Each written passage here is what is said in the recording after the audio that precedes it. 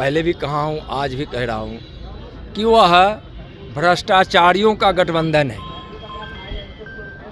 वह घोटालेबाजों का गठबंधन है, वह घमंडिया गठबंधन है। वो लड़कर जीतते नहीं हैं, भरम फैलाकर जीत गए सो जीत गए, विभेद पैदा करके जो जीत गए सो जीत गए।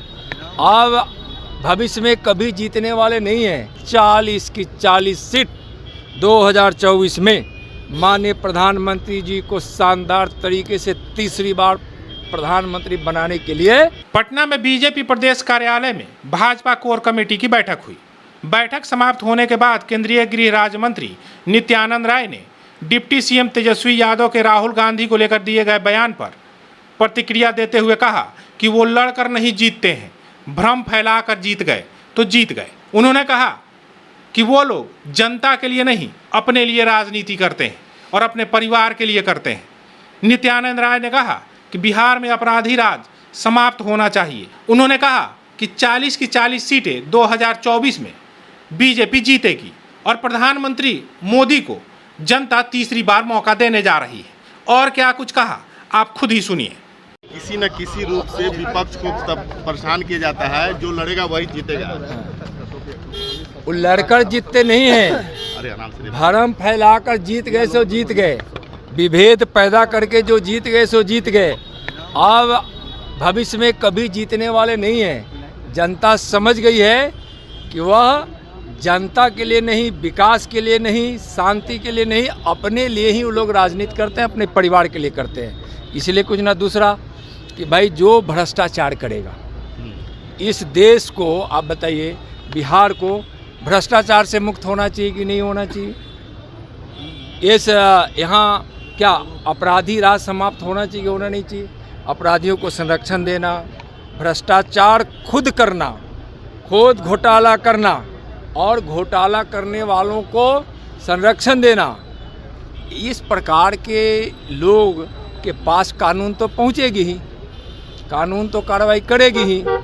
बिहार के लोग समझ गए हैं, इसलिए वो लोग बौखलाए हुए हैं। महागठबंधन के लोग, बिहार की जनता उनको अच्छी सबक सिखाने वाली है। 40 की 40 सीट 2024 में माननीय प्रधानमंत्री जी को शानदार तरीके से तीसरी बार प्रधानमंत्री बनाने के लिए बिहार की जनता और देश की जनता चल पड़ी है।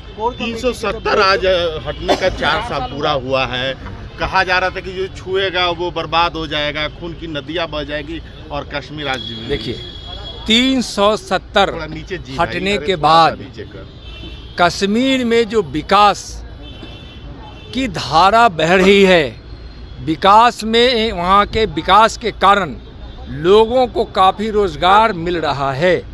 वहाँ एक ऐसा माहौल बना है कि अब वहाँ के नौजवान रोज़गार चाहते हैं। वहाँ जिस प्रकार से निवेश हुआ है और जितने निवेश होने के लिए वहाँ लोग आगे बढ़े हैं, लाखों की संख्या में कश्मीर में भी रोज़गार मिलने वाला है। पत्थरबाजी बंद हो गई, अपराधियों को संरक्षण देने वाले की अब खैर नहीं होती है।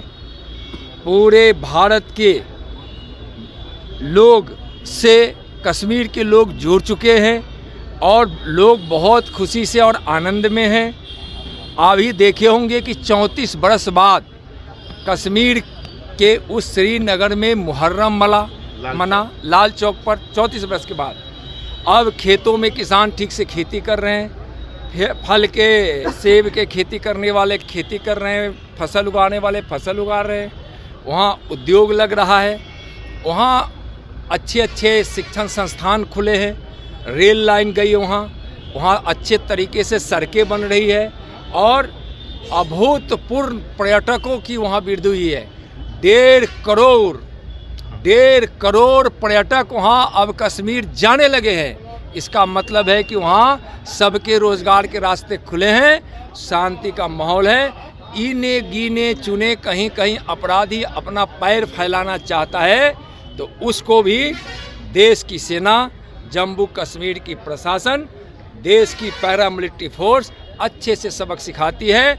अब उसको संरक्षण देने वालों को पर भी अब कार्रवाई होती है, उसमें भी कार्रवाई होती है।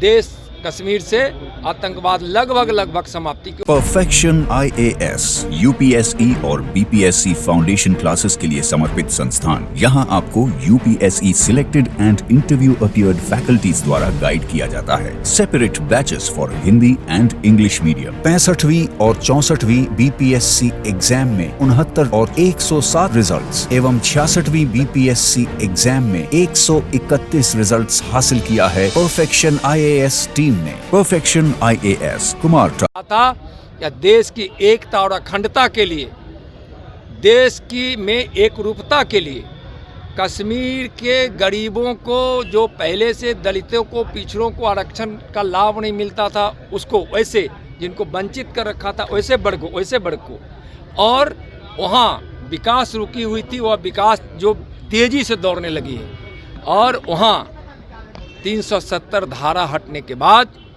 वहाँ जिस प्रकार से बड़े वहाँ medical colleges, hospital, engineering college, बहुत सारी संस्थाएं जा रही है।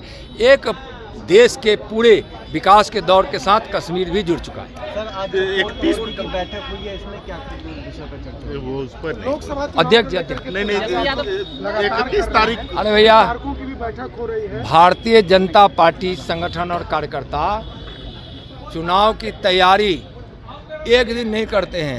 इनका तो काम है अपने संगठन को मजबूत करना।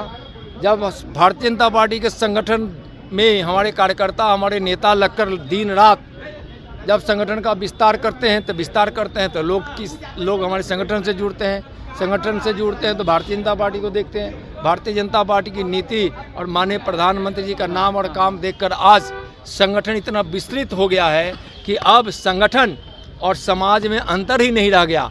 संगठन हमारा समाज है, समाज हमारा संगठन। 31 तारीख को और 1 सितंबर को INDIA के बैठक मुंबई में होने जा रही है। फिर से सीट बंटवारा को लेकर के कोर कमेटी बनाने की बात हो रही है।